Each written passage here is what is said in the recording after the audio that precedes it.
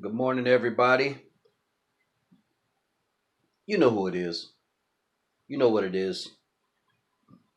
It's your man again. It's the athlete's attorney. Need I say more? We are live here in beautiful Panama City Beach, Florida.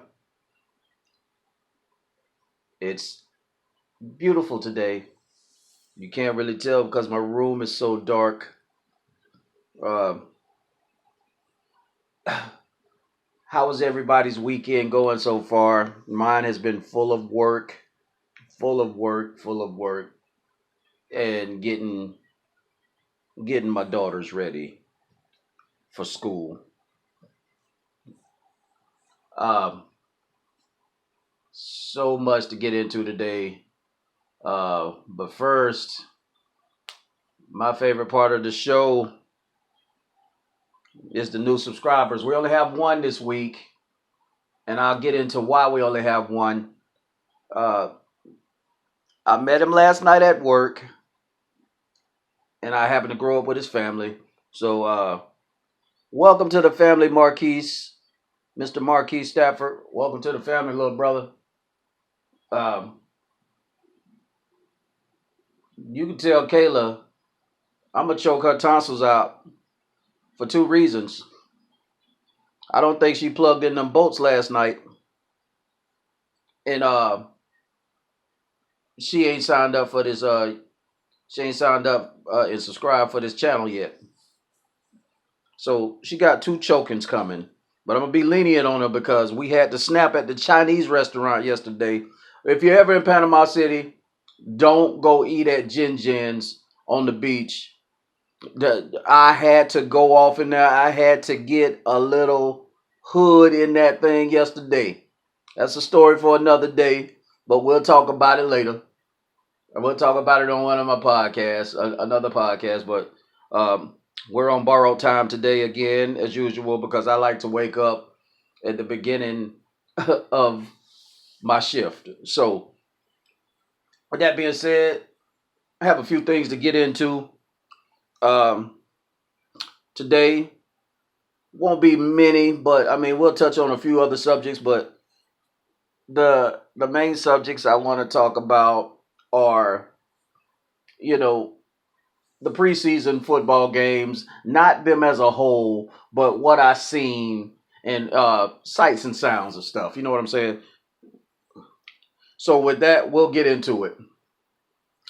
Okay, first order of business: Carolina Panthers, the Buffalo Bills played preseason, and I didn't know this is why Kelvin Benjamin left, is because him and Cam Newton low key weren't getting along. Now, Kelvin Benjamin's rookie season, what did he catch? Like 10, 12 touchdowns or something like that? 1,000 yards? A few thousand yards or something like that, 1,000 and some change, and he got injured. Now, Kelvin Benjamin's a Florida State Seminole. Go Noles. Highest amount of respect from him. And he caught the winning touchdown in the national championship game against Auburn, 2013, 2014 national championship. Uh, but having said that, I was listening to my man Dwayne Everett's cast this morning, and they kind of touched on a few subjects that resonated with me, and I seem to agree with. They were like, Kelvin Benjamin kind of gave up on routes. Kelvin Benjamin kind of, a lot of drop passes. Now, the drop passes part, that's totally true. That is extremely true. The drop passes part, he definitely did that. The routes, I'm not sure. And also, they were saying, I think it was saying he came in to camp one season 280 pounds for a receiver. Kelvin Benjamin can run like a deer. If he can tote 280 pounds and still pull it off and play receiver, that's a monster. That's him being a monster. But I tend to agree with him. I tend to agree with Everett on, bro, you can't come to work out of shape and not prepared to work with your uniform. That's the equivalent of that to me. You cannot come to work 280 pounds. You 6'6". You 6'6", and you 280 pounds, and you lining up out there like a split end. Nobody's scared of you now. You can't jump. So getting back onto it, Cam Newton caught Kelvin Benjamin at midfield. And it's like, why are you talking trash about me? I forget the NFL Man of the Year's name, but Kelvin Benjamin kind of, hey, get out the way, partner. I got this. You know what I'm saying? So Kelvin Benjamin, Cam Newton walked up to him with his hands behind his back, as if to say, partner, you soft as drugstore cotton. You soft as a urinated pamper. I thought we were cool. And Kelvin Benjamin didn't want to shake his hand. Kelvin Benjamin did not want to shake this dude's hand. You know what I'm saying? Now, here's my thing to that. If you knew you were coming to Buffalo, if you knew you were coming to play the Cam Newton in the Panthers, what caused him to say that? He kept calling him inaccurate, saying if anybody else was throwing him the ball, he'd had way more success. This, that, and the third. I'm gonna defend my boy Kelvin Benjamin to an extent, but a lot of the stuff that they were saying was a little bit true.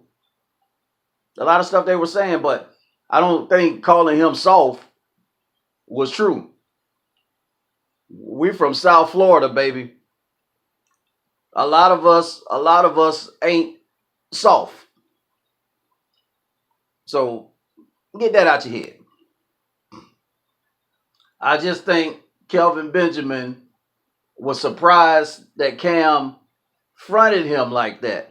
I think that's what that was. I really do. Now, we'll switch gears and we'll keep you posted on that. Now, switching gears to the Tampa Bay Miami Dolphins preseason game, and Kenny Stills, former Oklahoma standout, said he went on ahead and kneeled again. Matter of fact, big shouts out to him for standing up for what he believes in, and not backing down just because they tell you to. See, the NFL done got to the point to where this is our job. You're going to do what we tell you while you're here. Guys like you, Kenny Stills, I love you, bro. Although y'all beat my Seminoles that day and I was there in Oklahoma, in Tallahassee, I still got love for you because you can catch a bullet like Keanu Reeves in The Matrix. But guys like Kenny Stills, I love. He goes, we'll stop kneeling once y'all stop blackballing Colin Kaepernick. Now, if that ain't the truth, I don't know what is. That ain't the truth. I don't know what it is. I don't know what to tell you. What do you have to say about that, NFL? There's nothing you can say because you know you're doing it. You're not fixing to tell me what I can and can't do when I am giving you my services.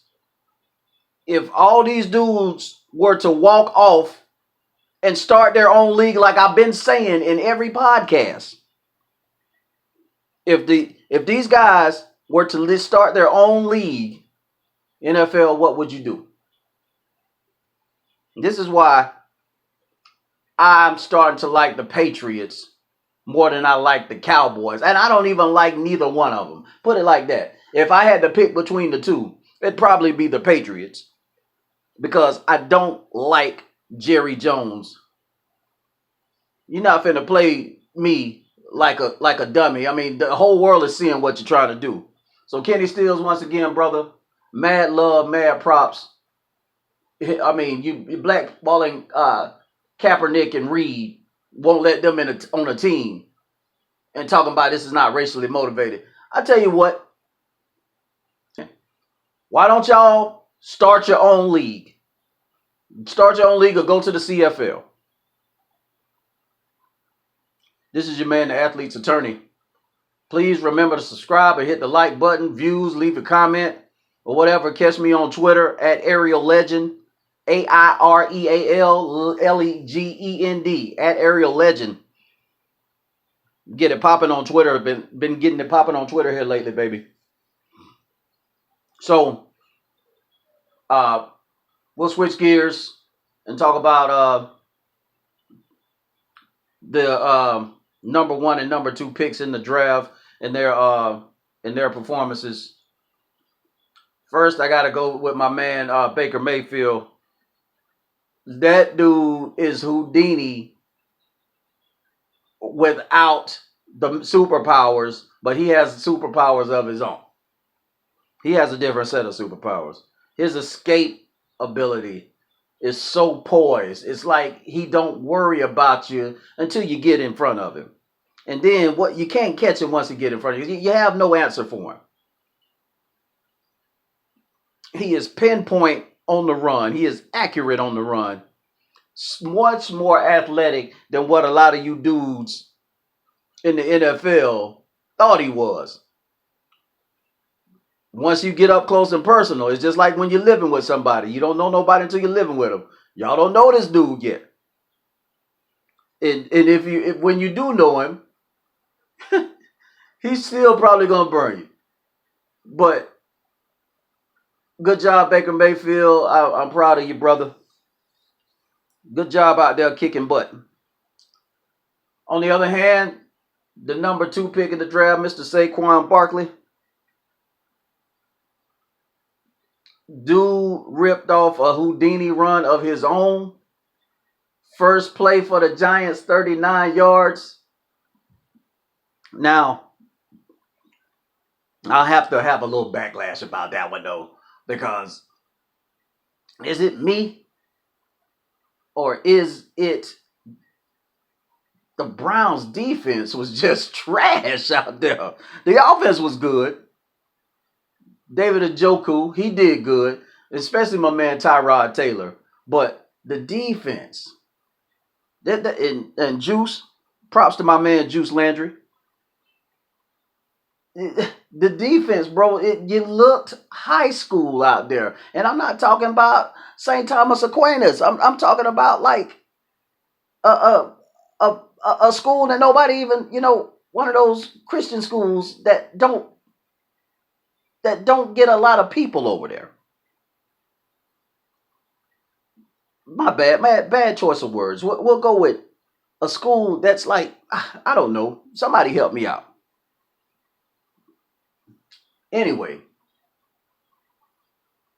it wasn't, I think he ended up with like 5 carries for 42 yards. So the next 3 carries, what he had 39 on that first carry. So he had 4 yards on 4 carries. Therefore, after that, I am not impressed, but he's going to probably rip off big runs later on. But I don't know. I'm not big on him yet. Well, we'll see. But I'm going to leave you guys. I have to head on into work. This is your man, the athlete's attorney. And we are signing off. Show.